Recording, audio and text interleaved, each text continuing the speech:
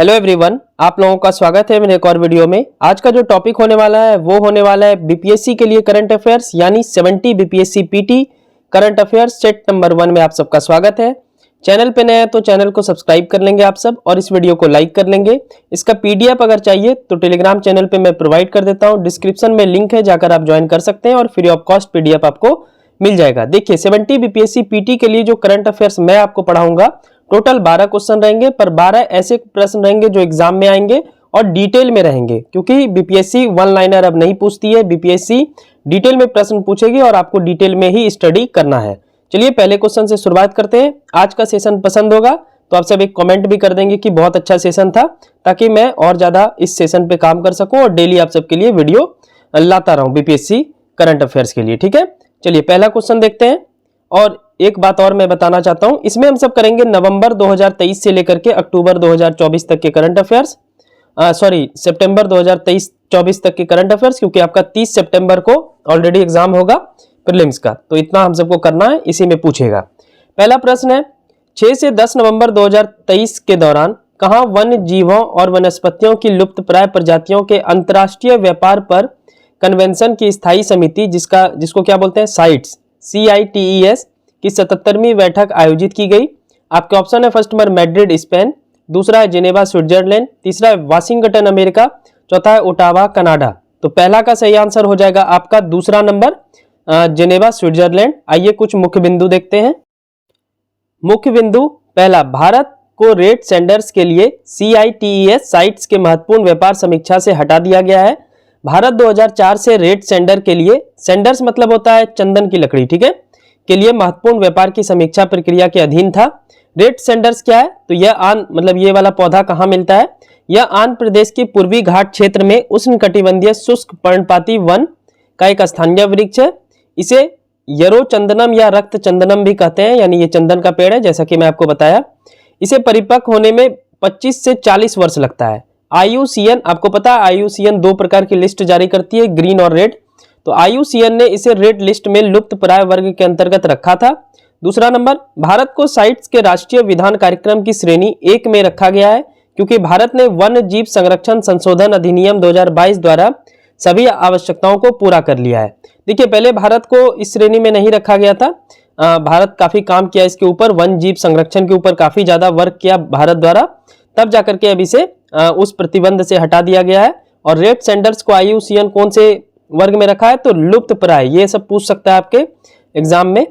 70 BPSC में fact question बहुत ही कम रहेंगे, मतलब 20-30 ही रहेंगे, सारा कथन वाला रहेगा, तो इसलिए मैं डिटेल में पढ़ा रहा हूं आपको। लुप्त प्राय प्रजातियों के लिए अंतर्राष्ट्रीय व्यापार पर कन्वेंशन क्या है, यानी साइट्स क्या है। यह एक बहुपक्षीय अंतर्राष्ट्रीय समझौता है। इसे 1963 में IUCN के सदस्यों द्वारा अपनाया गया था और यह 1975 से लागू हुआ। देखिए ये IUCN एक संस्था है, इसके बारे में अगर आपको डिटेल में पढ़ना है तो NCERT इकोनॉमिक्स का प्लेलिस्ट बना होगा, अंतर्राष्ट्रीय संगठन, वहां पे आप जाकर के IUCN के बारे में डिटेल में पढ़ सकते हैं, मैं पढ़ा चुका हूं। इसका कार्य क्या है, मतलब ये क्या करेगा, साइट्स क्या करेगा, जंगली जानवर और पौधे के नमूनों में अंतर्राष्ट्रीय व्यापार उसके अस्तित्व के लिए खतरा ना हो, इसकी देखरेख करता है। भारत ने 1976 में साइट्स कन्वेंशन पर हस्ताक्षर किया था।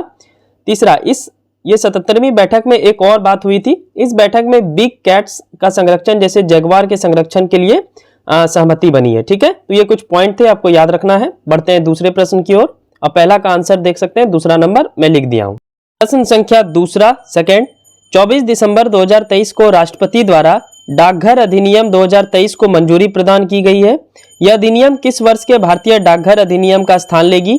आपके ऑप्शन है, फर्स्ट नंबर 1900 ईस्वी, दूसरा 1902 ईस्वी, तीसरा 1898 ईस्वी और चौथा 1896 ईस्वी। तो दूसरा का सही आंसर हो जाएगा तीसरा नंबर 1898 ईस्वी। आइए डाकघर अधिनियम 2023 के बारे में जानते हैं। इस अधिनियम का उद्देश्य भारत में डाकघर से संबंधित कानून को समेकित और संशोधित करना है। नए अधिनियम में क्या क्या प्रावधान है, आइए देख लेते हैं। पहला, केंद्र सरकार को पत्र संप्रेषण का मतलब होता है जिसमें संदेश, संकेत या जानकारी प्राप्त हो, इसे चेक करने का विशेषाधिकार नहीं होगा। दूसरा, पहली बार सरकार निजी कोरियर सेवाओं को अपने दायरे में लाकर नियंत्रित करेगा। जिसे बाय चांस कोई कोरियर करता है तो उसमें संवेदनशील चीज मिल जाए तो सरकार के पास ये अधिकार होगा कि वो उस कोरियर को, चाहे आपका पर्सनल कोरियर भी क्यों ना हो, चेक कर सकता है। ठीक है। तीसरा है, यह अधिनियम केंद्र सरकार को अधिसूचना के आधार पर वस्तुओं के अवरोधन, वस्तुओं को खोलने या हिरासत में लेने का अधिकार देता है। जैसा कि मैं आपको बताया कि कोई वस्तु जैसे संवेदनशील है, अयोग्य है, तो उसको फिर सरकार चेक कर सकती है, उसमें आप फिर कुछ नहीं कर सकेंगे। चौथा पॉइंट है, केंद्र सरकार को कुछ निर्दिष्ट आधारों पर इंडिया पोस्ट के माध्यम से प्रसारित किसी लेख को रोकने का अधिकार होगा। जैसे अब इन सब सिचुएशन में वो लेख को रोक सकता है केंद्र सरकार। जैसे राज्य की सुरक्षा की बात हो, विदेशी राज्यों के साथ मैत्रीपूर्ण संबंध हो, इन सब विषयों पर अगर कोई संदेश आता है तो वो केंद्र सरकार को अगर रोकने का मन है तो वो रोक सकता है। सार्वजनिक व्यवस्था, आपातकाल, सार्वजनिक सुरक्षा, किसी कानून के प्रावधान का उल्लंघन होने पर। ठीक है। पांचवा बहुत ही महत्वपूर्ण है, डाक अधिकारी को डाक वस्तुओं को इस सीमा शुल्क अधिकारी को हस्तांतरित करने की अनुमति देता है जहां उन्हें ऐसी वस्तु होने का संदेह हो जो निर्दिष्ट हो या शुल्क के अधीन हो। जैसे कि डाक अधिकारी के पास कोई डाक आया, ठीक है, और वो ऐसा है कि इलीगल है, तो वो कस्टम ऑफिसर को सौंपेगा।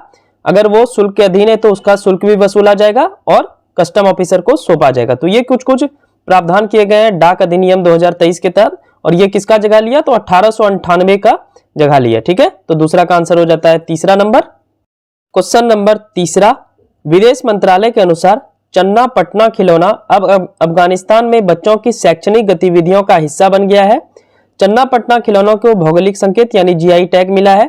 यह किस राज्य से संबंधित है? आपके ऑप्शन है, फर्स्ट नंबर तमिलनाडु, दूसरा है कर्नाटक, तीसरा है महाराष्ट्र और चौथा है उड़ीसा। तो तीसरा का सही आंसर हो जाएगा आपका दूसरा नंबर कर्नाटक। ये खिलौना बहुत ही बढ़िया है, इसमें कोई रासायनिक वगैरह का प्रयोग नहीं किया गया है, मतलब जो एक स्वच्छ लकड़ी का प्रयोग से बनता है, मतलब जो इसमें कुछ भी केमिकल वगैरह यूज ना हो, इतना प्यारा खिलौना है। तो आइए इसके बारे में थोड़ा डिटेल जान लेते हैं हम सब। मुख्य बिंदु जानते हैं। इस खिलौने का स्थानीय नाम गॉम्बे गाला ओरू है। यह खिलौना मुख्य रूप से टूडी लकड़ी या मिल्क वुड से बनाया जाता है, इसमें कोई केमिकल वगैरह यूज नहीं होता है, जैसा कि मैं आपको बोला। तीसरा है, दक्षिण भारत के कर्नाटक में चन्नापटना में स्थित चन्नापटना शिल्प पार्क भारत का पहला शिल्प पार्क है। इस शहर को कर्नाटक का खिलौना शहर भी कहा जाता है। देखिए, इसका नाम चन्नापटना इसलिए रखा गया इस खिलौने का क्योंकि ये बनता ही है चन्नापटना में। ठीक है। राज्य और केंद्र सरकार चन्नापटना खिलौने क्लस्टर के लिए 4.98 करोड़ रुपया जारी किया है। यह खिलौना टीपू सुल्तान के समय से ज्ञात होता है। यह फारसियों को भारत आने और कारीगरों को कला सीखने के लिए प्रोत्साहित किया था। ठीक है, तो ये कुछ डिटेल था इसका। क्वेश्चन नंबर 4, 17 दिसंबर 2023 को किस देश के राजा जिंगमे खेसर नामयाल वांगचुंग ने भारतीय सीमा के पास 1000 वर्ग किलोमीटर क्षेत्र में विस्तृत एक मेगा सिटी परियोजना गैलेफू विशेष प्रशासन क्षेत्र योजना का अनावरण किया? आपके ऑप्शन है, फर्स्ट नंबर बांग्लादेश, दूसरा है नेपाल, तीसरा है भूटान और चौथा है म्यांमार। तो चौथा का सही आंसर हो जाएगा आपका तीसरा नंबर भूटान। आइए मुख्य बिंदु देखते हैं हम सब। यह परियोजना क्षेत्रीय और उप क्षेत्रीय एकीकरण को बढ़ावा देने के लिए भूटान को असम के साथ आर्थिक रूप से जोड़ेगा। दूसरा, यह परियोजना भूटान के नीतिगत स्तर पर अंदर की ओर देखने वाले देश से बाहर की ओर देखने वाले देश में परिवर्तन का प्रतिनिधित्व करती है। तीसरा, यह सकल राष्ट्रीय खुशहाली के मूल्य पर आधारित है। इसके तरह का एक माइंडफुलनेस सिटी बनाने पर विचार किया जा रहा है। तो ये मुख्य रूप से भूटान से संबंधित था और ये कुछ पॉइंट थे जो आपको एक बार रिमेंबर कर लेना है। क्वेश्चन नंबर 5 की ओर अग्रसर होते हैं हम सब। 11 दिसंबर 2023 को केंद्रीय सड़क परिवहन एवं राजमार्ग मंत्री नितिन गडकरी ने विश्व बैंक और एनजीओ सेव लाइफ फाउंडेशन द्वारा संयुक्त रूप से तैयार की गई भारत में सड़क सुरक्षा अच्छी प्रथाएं यानी road safety good practices in India report जारी की। विश्व के कुल सड़क दुर्घटना में भारत का 11% हिस्सेदारी के साथ कितना स्थान है? आपके ऑप्शन है, फर्स्ट नंबर पहला, दूसरा है पांचवा, तीसरा है छठा और चौथा है आठवां। तो 5 का सही आंसर हो जाएगा आपका पहला नंबर, पहला। तो इस रिपोर्ट के अनुसार कुछ बातें जान लेते हैं हम सब। 2021 में तमिलनाडु में सबसे अधिक दुर्घटनाएं 13.5% के साथ मौत दर्ज की गई है, यानी सड़क दुर्घटना हुआ और सबसे अधिक मौत किस राज्य में हुआ? तो तमिलनाडु में। अगर सबसे अधिक दुर्घटना की बात हो यानी रोड एक्सीडेंट की बात हो तो उसमें उत्तर प्रदेश है। ठीक है। दूसरा, वही 11.8% दुर्घटनाओं के साथ मध्य प्रदेश दूसरे स्थान पे है, मतलब ये मौत की बात हो रही है, यानी एक्सीडेंट हुआ और आदमी मर गया, तो दूसरे नंबर पे मध्य प्रदेश है।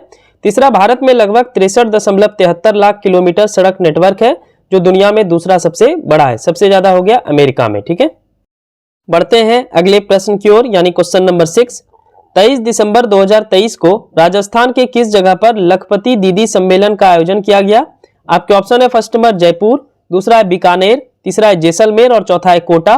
तो 6 का सही आंसर हो जाएगा आपका तीसरा नंबर जैसलमेर। आइए इस योजना के बारे में हम सब जानते हैं। मुख्य बिंदु है इसका जैसलमेर के शहीद पूनम सिंह स्टेडियम में आयोजन किया गया। दूसरा है मुख्यमंत्री भजनलाल शर्मा, यह भी एक प्रकार का करंट अफेयर्स आप समझ लीजिए क्योंकि राजस्थान के नए मुख्यमंत्री बने हैं ये। तो मुख्यमंत्री भजनलाल शर्मा के अनुसार इस योजना के तहत राजस्थान की 11.24 लाख महिलाएं लाभान्वित होगी। तीसरा है लखपति दीदी पहल की घोषणा प्रधानमंत्री मोदी ने 15 अगस्त 2023 को स्वतंत्रता दिवस के अवसर पर लाल किले से किया था। फोर्थ है इस पहल के तहत सरकार का लक्ष्य, यानी ये केंद्र सरकार की बात हो रही है, 2 करोड़ महिलाओं को प्रशिक्षित करना।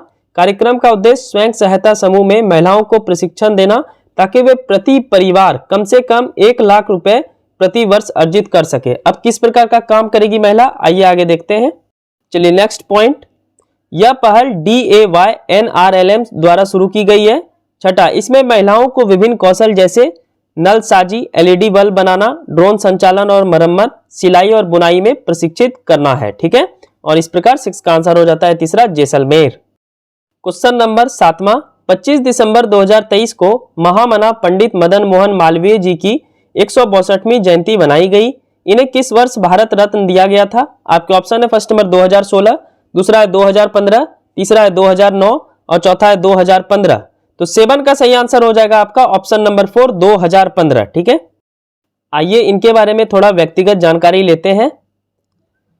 इस अवसर पर प्रधानमंत्री मोदी ने पंडित मदन मोहन मालवीय की संकलित रचनाओं के 11 खंडों की प्रथम श्रृंखला का विमोचन किया। तो ये करंट अफेयर्स हो गया।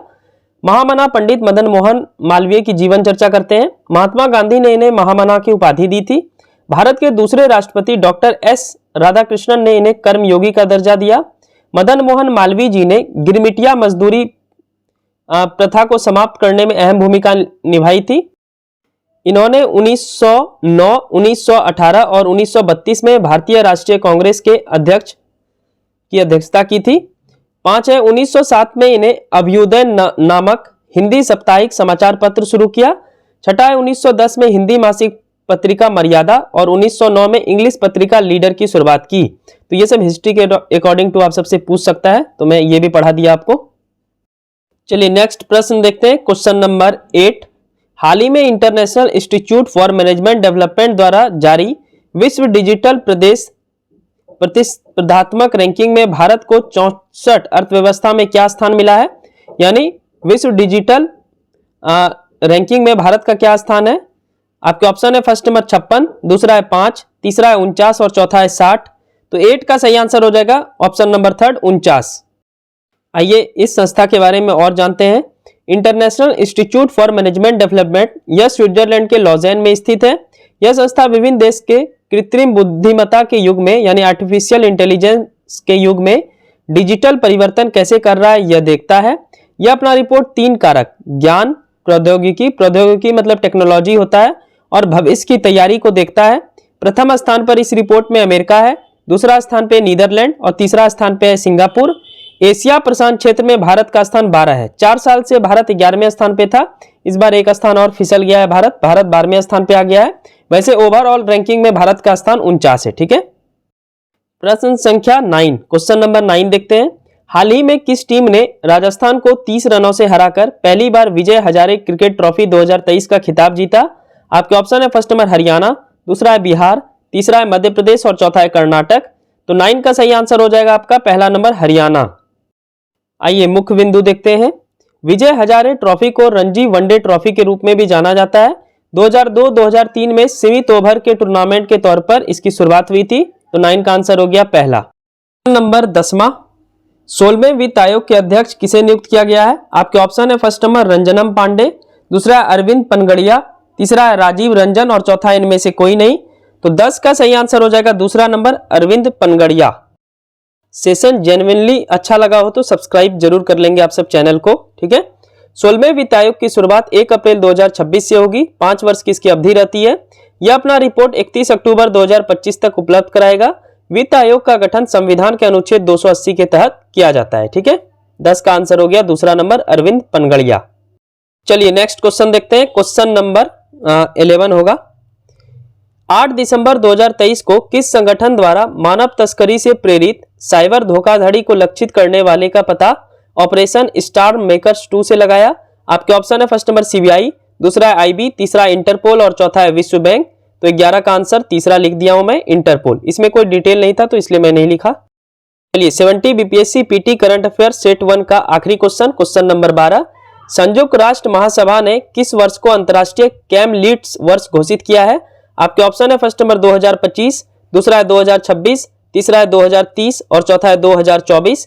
तो 12 का सही आंसर हो जाएगा ऑप्शन नंबर 4, 2024। फोटो आप देख सकते हैं, ये ऊंट की तरह दिखता है। चलिए कुछ इसके बारे में हम सब जान लेते हैं।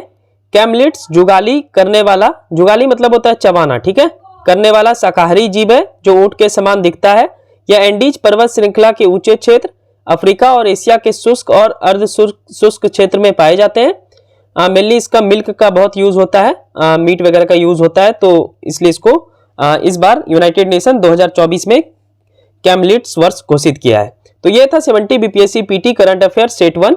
पीडीएफ के लिए मैं ऑलरेडी बोल चुका हूं, टेलीग्राम चैनल का लिंक डिस्क्रिप्शन में है, जाकर आप ज्वाइन कर सकते हैं और फ्री ऑफ कॉस्ट पीडीएफ पा सकते हैं।